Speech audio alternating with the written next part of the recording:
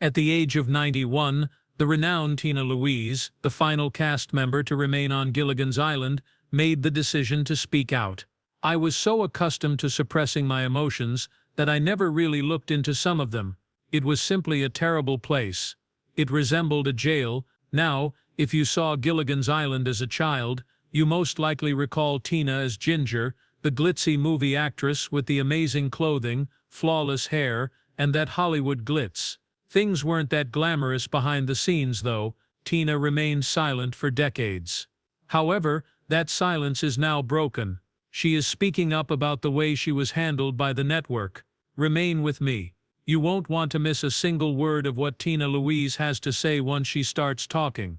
Tina Louise's surprising trip to Gilligan's Island. It was surprising when Tina Louise traveled to Gilligan's Island. Tina Louise was doing her thing on Broadway before that period of her life, right?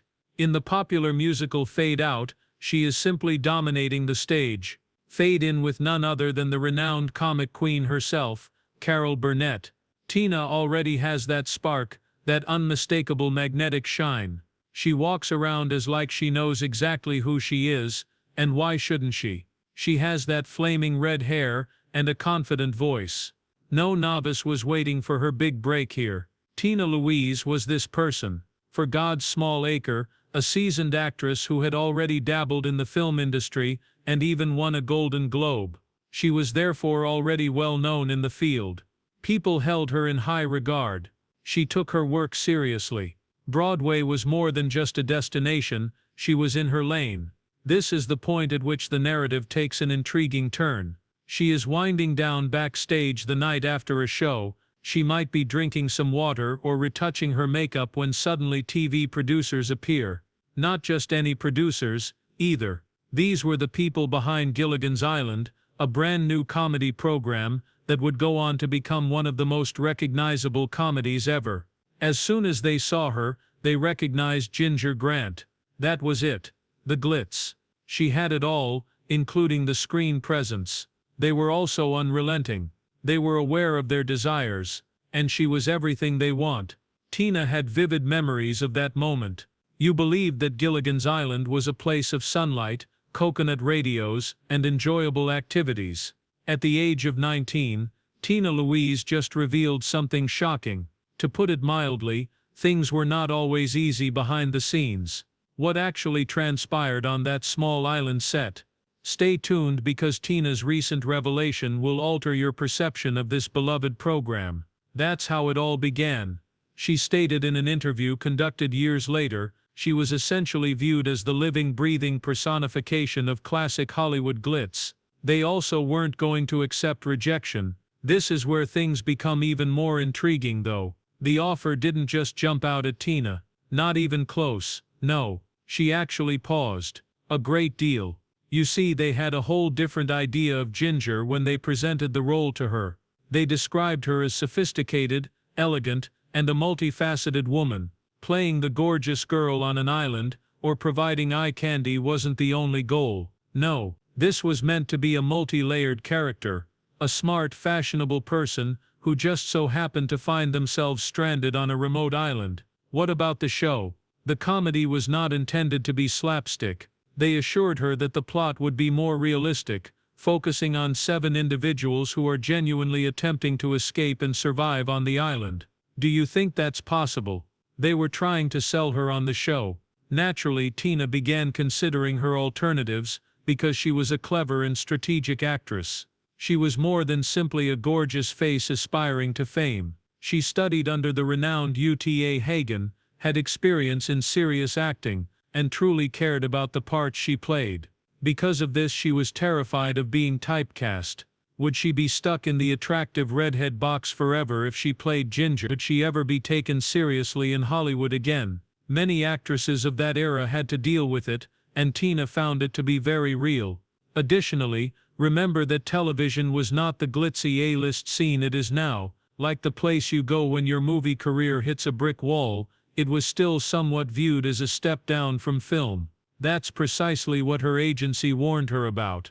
He said, "Look, don't be surprised if the film offers dry up if you do this TV thing. Oh no, anyone would be afraid to take that risk, but it would be extremely frightening for someone who had just been in Paris filming and enjoying the ideal life of a European artist.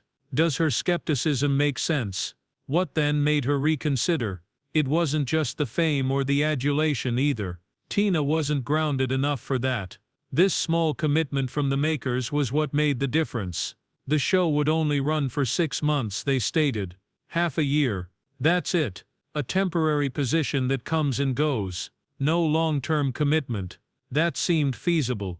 Not even dangerous. As if she could fit it in before returning to more important roles. The consistent income, let's face it, also helped. While movies and theaters might be somewhat erratic, television shows provided steady revenue for a while. She then registered. She believed she was taking a little diversion, a light-hearted experiment, or even a respite from the more serious matters. She was stepping into the position that would define her in the public light for the rest of her life, but she was unaware of it. Ginger Grant became a cultural icon, a picture ingrained in TV viewers' collective consciousness worldwide. Tina too. Whether she liked it or not, she would always be recognized as the Gilligan's Island movie star. Character problems and creative dilemmas. When Tina Louise accepted the role of Ginger Grant on Gilligan's Island, she was thrilled. However, everything began to go awry from the beginning. Sometimes you think you're signing up for one thing, but when you show up, the atmosphere is completely different. Tina had that experience. She had been informed that Ginger would be a gorgeous, endearing beauty, a cross between Marilyn Monroe's charm and Lucille Ball's charm.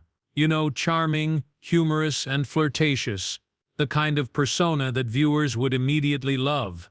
Her jaw essentially dropped when she arrived at the scene, looked around, and spoke with the director. Why? As the director's idea was entirely different. In contrast to Tina's projected warm and glamorous demeanor, he wanted Ginger to be this sardonic, almost frigid figure. How annoying must that have been? Do you think? You join up for this bright, dazzling character, only to discover that they intend to make her into a somewhat cruel and unlikable person. Tina would have none of it. As in at all. She stated rather bluntly that she no longer wanted to work on it. That was her level of agitation.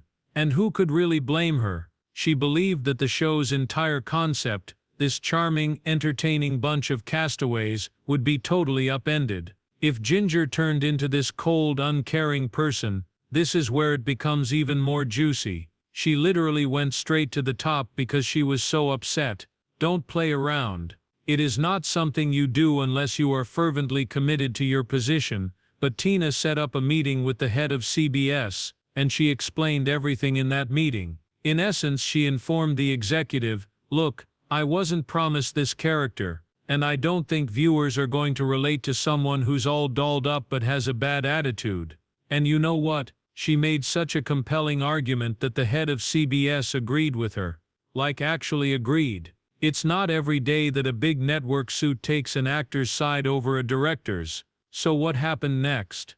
The original director was let go after just a month. And who do they bring in? None other than Richard Donner, who would later go on to direct blockbusters like The Goonies and Superman. That's a pretty major glow-up, right? Under Donner's direction, things finally started to click. The writers revamped the scripts to align more closely with Tina's vision of Ginger, a glamorous, sweet and funny woman who audiences would root for. And let's be real, that version of Ginger is the one people remember and love today. So in a way, Tina kind of saved the show from derailing itself before it even got off the ground. But oh, the drama didn't end there. Even with the new director and the retooled scripts, tensions lingered on set. One moment in particular stuck with Sherwood Schwartz, the show's creator. There was this day when Tina just flat out refused to film a scene. No one could quite figure out why. It was like she just hit a wall and said, "Nope, not doing it." So Schwartz, being the creator and all, decided to step in and talk to her directly. He goes over to her dressing room, which by the way she had completely isolated herself in, and tries to smooth things over. Now this is where it gets really weird. He explains how important the scene is, how it ties into the whole episode, hoping she'll just say, "Okay, fine, I'll do it."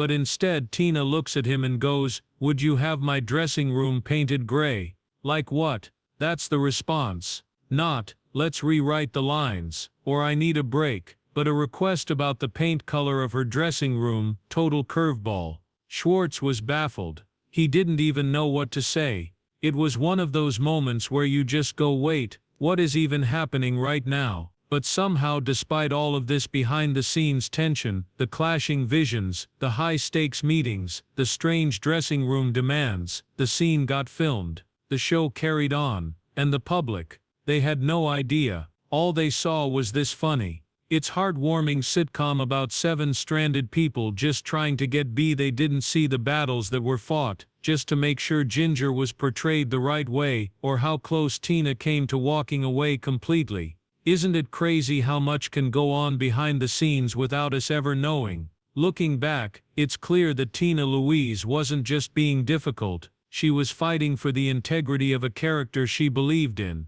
And thank goodness she did, because Gilligan's Island wouldn't have been the same without her version of Ginger. So next time you see her strutting across the beach in that iconic dress and giving that signature smile, just remember, it took a lot of back and forth, a fired director, and maybe even a little gray paint to make that moment happen. Kinda makes you look at old reruns a little differently, doesn't it? We've waited decades to hear it, and now, at 91, Tina Louise finally opens up about the truth behind Gilligan's Island. And no, it's not what you think. Was there jealousy? Secret feuds? You'll want to hang tight for this one, because her final words about the cast might just leave your jaw on the floor. Tensions behind the scenes. Behind those goofy island antics and all the coconut radios, things on set were far from sunshine and smooth sailing. You know how the show always gave off that laid-back, let's laugh our troubles away kind of vibe. Well, behind the scenes it was a whole different story, especially when it came to Tina Louise, the actress who played Ginger, the glam movie star. And trust me, the drama didn't need a script. So here's the tea. While most of the cast was getting along like old college buddies, laughing between takes, cracking jokes, bonding like one big happy shipwrecked family, Tina, no, she was off by herself, almost all the time. Like literally. According to folks who visited the set, the rest of the crew would be gathered around, joking and chatting it up like it was summer camp.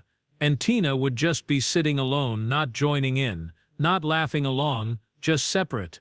And this wasn't just some "I need a minute to myself" kind of thing. This was consistent. It was her thing.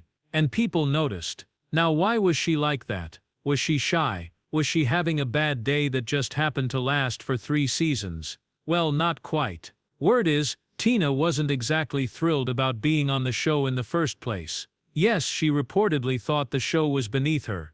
Imagine that, being stuck on a sunny island set, surrounded by lovable characters and feeling like you're trapped in a bad career move. That's rough. She had dreams of being a serious actress, taking on gritty roles, dramatic stuff, you know. The kind that wins awards and gets people whispering your name at film festivals. So, ending up as the sexy movie star in a slapstick comedy sitcom, not exactly her vision board. Russell Johnson, who played the always inventive professor, later said her behavior puzzled the cast. Like everyone was just vibing. And then there was Tina, this glamorous aloof figure floating through the scenes like she wasn't really there. And Dawn Wells' sweet, down-to-earth Mary Ann even said that Tina kept her distance long after the cameras stopped rolling. Can you believe that? Dawn even tried reaching out years after the show ended like, "Hey, we were stranded together for 3 seasons, let's catch up." And Tina still wouldn't budge. She basically acted like Gilligan's Island never happened. Who does that? Now here's where things get even juicier. Rumors started floating around about a serious tension between Tina Louise and Bob Denver, aka Gilligan himself. And this wasn't just a small "we don't really vibe" kind of thing. No, this was deep, like awkward tension you could feel in the room. People on set noticed it. Reporters mentioned it. And the wild part, neither of them ever publicly explained what went down. No interviews, no passive-aggressive quotes, nothing. They just iced each other out. According to reports, when photographers asked them to pose together, Bob Denver flat out refused.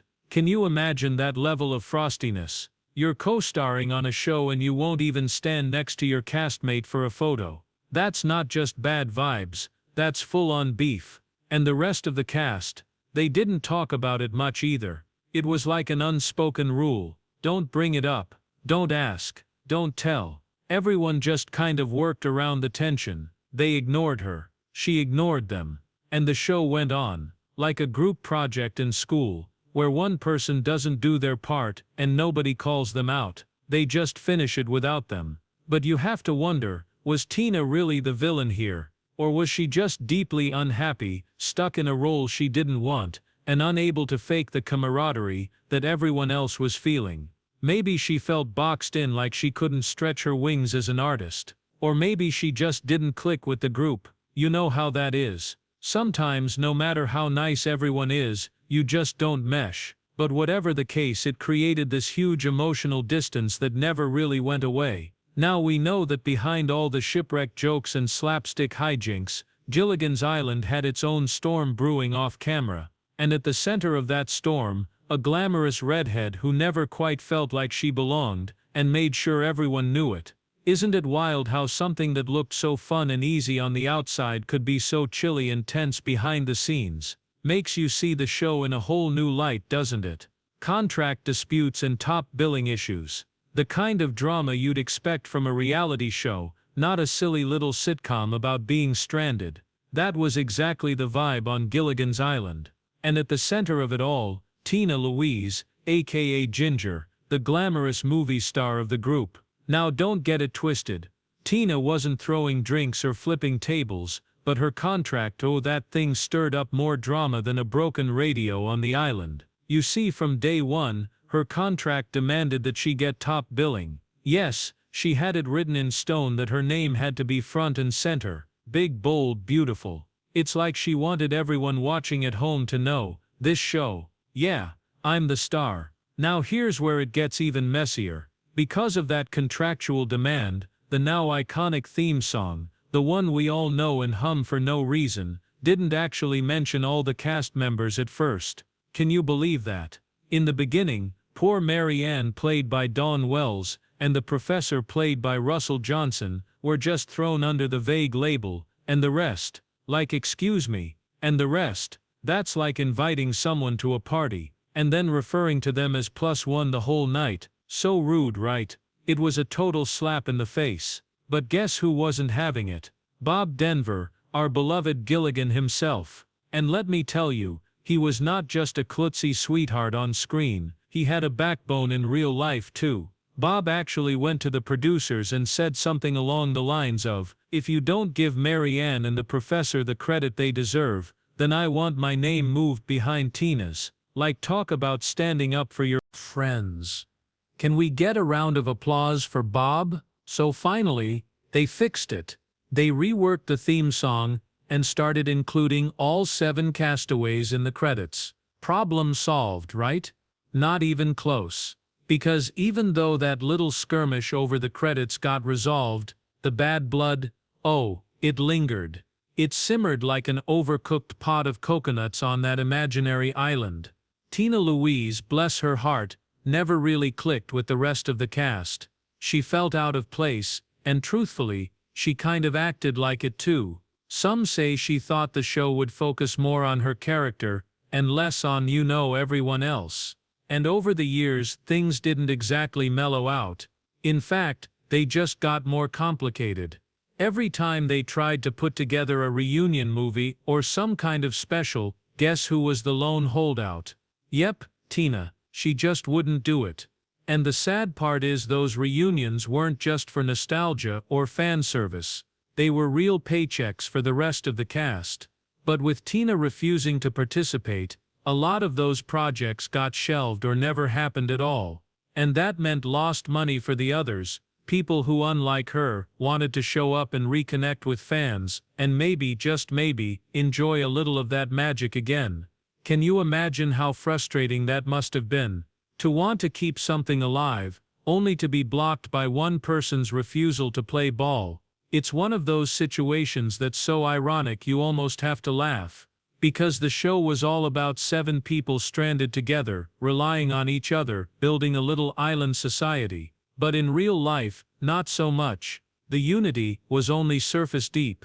The friendships, some were real, like the bond between Bob Denver, Don Wells and Russell Johnson. But others, let's just say they were as fake as that papier-mâché volcano they used in Season 2. And at the center of a lot of that friction, whether she meant to be or not, was Tina. It's kind of sad, really. Maybe she didn't realize the impact of her decisions.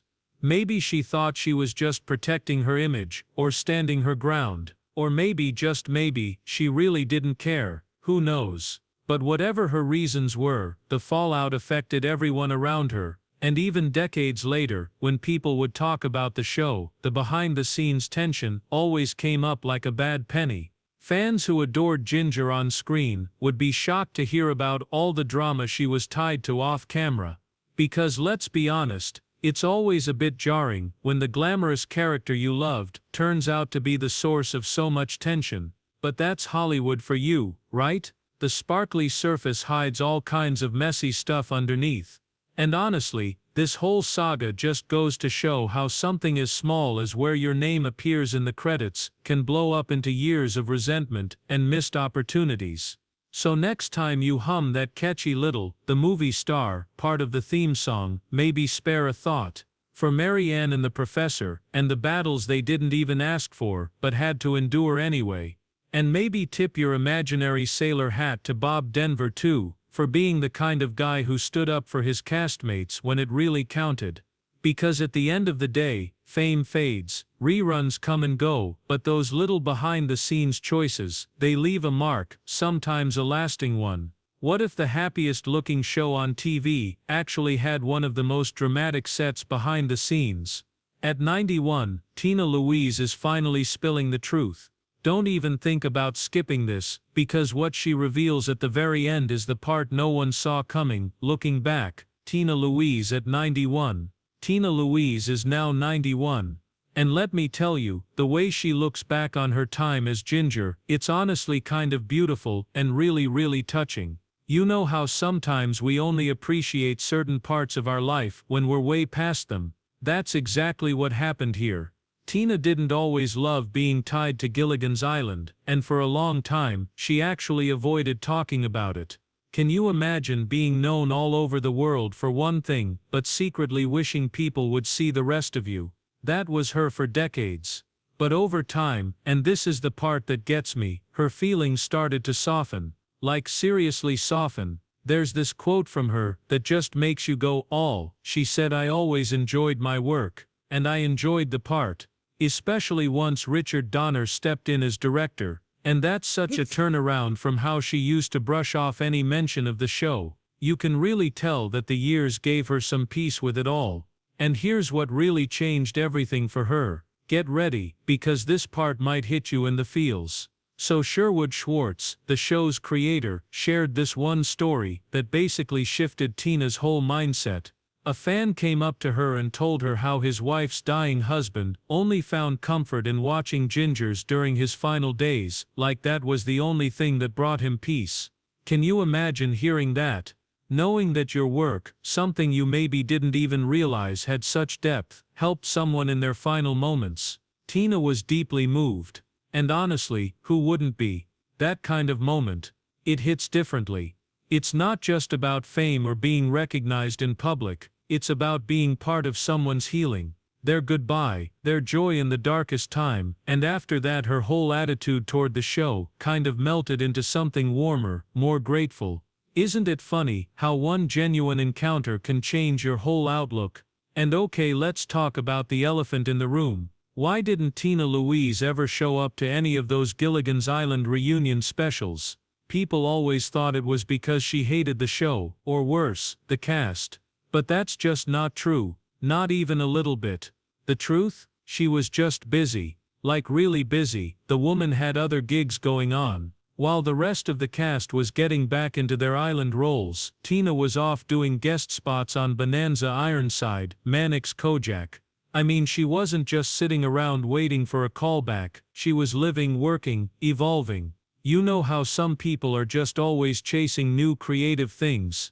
That was her. She even wrote children's books and got involved in promoting literacy, which hello, that's awesome. And speaking of heartfelt moments, when Dawn Wells Marion passed away in 2020 from COVID, Tina's reaction was incredibly tender. She said something that really stuck with people. I will always remember Dawn's kindness to me. We shared in creating a cultural landmark that has continued to bring comfort and smiles to people during this difficult time. Doesn't that just sound like someone who's come full circle with her past? Someone who's found peace in the memories, even the complicated ones.